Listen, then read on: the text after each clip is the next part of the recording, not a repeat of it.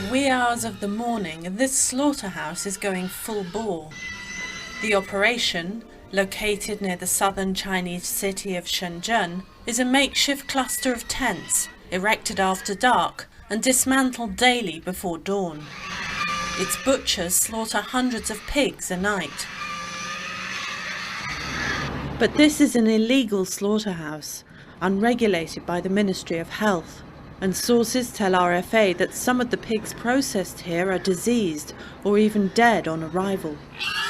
Pork from this slaughterhouse and from many other unauthorized operations finds its way into China's food supply every day.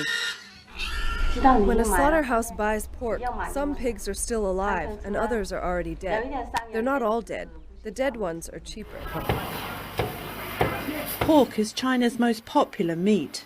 The country produced 50 million tons of it last year, nearly half the global total. And as China's 1.3 billion people become richer, their appetite for pork is growing. The spike in consumption has created new challenges for health officials. Sometimes the authorities announce plans to crack down on illegal slaughterhouses, but it's not an easy task. RFA sources say that operations are often run by criminal gangs and protected by corrupt officials. And when the authorities shut down a slaughterhouse in one place, it can quickly open up again in another. Whether we're merchants or consumers, it's not possible to take an inspection machine to the market to test whether the food is safe or not. We can only trust the government. Reports of food safety scandals are on the rise in China, but the people's faith in government regulation is wearing thin.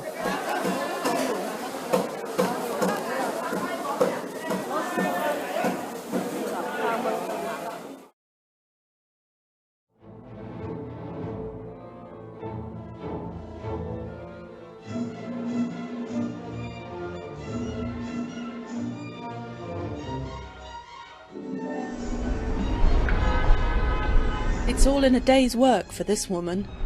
She opens up a manhole cover and scoops out as much slop as she can, delighted by what she finds. What others might view as revolting, she sees as a bonanza. She works in the streets of the southern Chinese city of Shenzhen, a foot soldier in China's so-called gutter oil industry.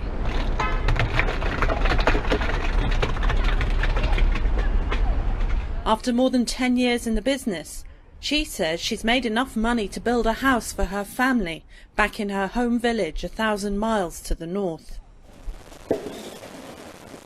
Her slop eventually winds up in a processing plant like this one, where it's combined with other animal fat refuse to create recycled cooking oil.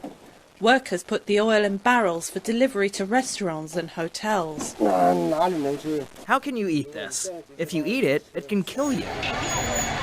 Cooking oil has long been a cherished commodity in China, where stir-frying in a wok is the mainstay of daily meal preparation. The high profit margins from gutter oil production have proven irresistible. Chinese experts estimate that 1/10 of China's cooking oil is gutter oil, which has been found to contain carcinogens and other toxins harmful to humans. Most of it winds up in hole-in-the-wall restaurants and among street food vendors. Illegal production sites are often discovered after people living nearby notice a nauseating stench and alert the authorities. Police have arrested scores of people across the country in recent years for engaging in the trade and seized thousands of tons of the material. The Chinese government enacted a tough food safety law in 2009 that included harsh penalties for producers of tainted products.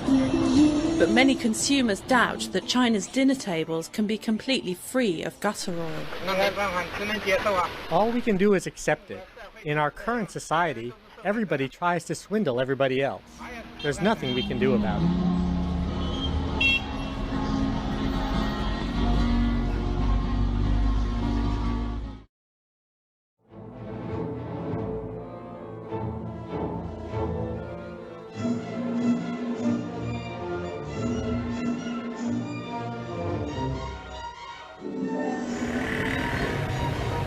The lush fields of southern China's Guangdong province teem with fruits and vegetables.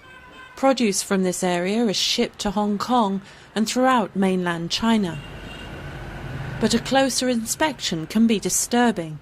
The fields are littered with an odd assortment of trash.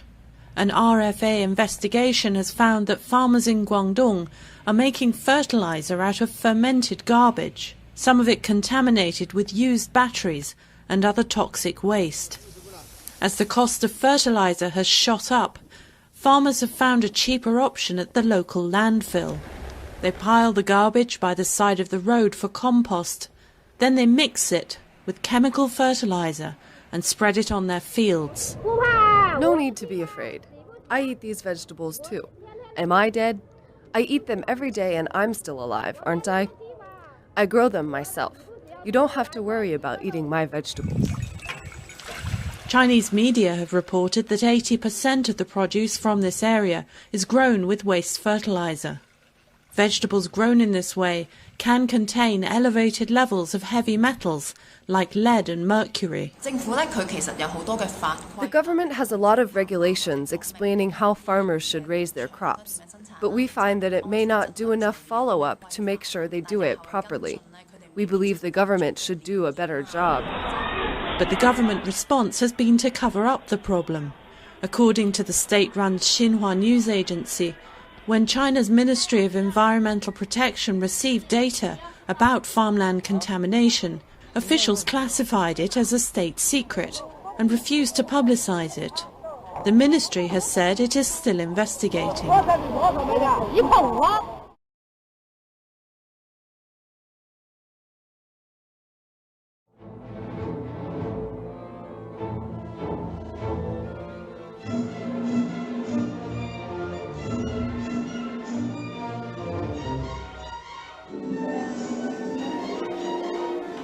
Each morning, Lao Zhang pads down the hallway to his workspace. Crouching over his toilet, he pours artificial soy milk powder into a bucket of hot water and mixes it up with chopsticks. The powder contains starch, vanilla and other flavour enhancers, but no soybean products at all. Lao Zhang isn't particularly careful about how he measures out the proportions in his mixture, but he says he's proud of his concoction. You can drink this soy milk when you eat steamed dumplings or steamed buns. It's cheap and it tastes good. Lots of people buy it because the material is cheap. While the batch is still hot, Lao Zhang takes it down to the street and peddles it to local vendors. The former construction worker says he makes a tidy $700 or $800 a month from his soy milk business, but he insists that he's just a hired hand. He says his real boss is somewhere else.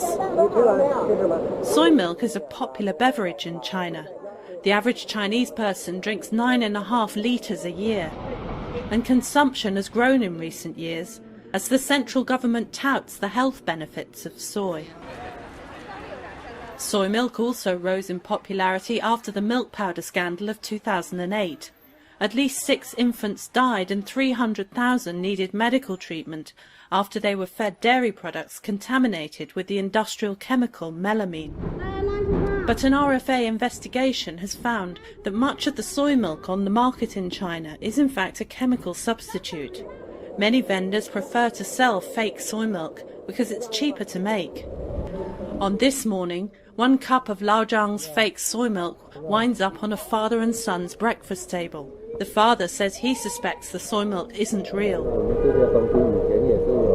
This problem of fake products has always existed in China, but now people are more concerned about their health. China is famous for making fake stuff. With soy milk, like many other food products in China, the guiding principle seems to be buyer beware.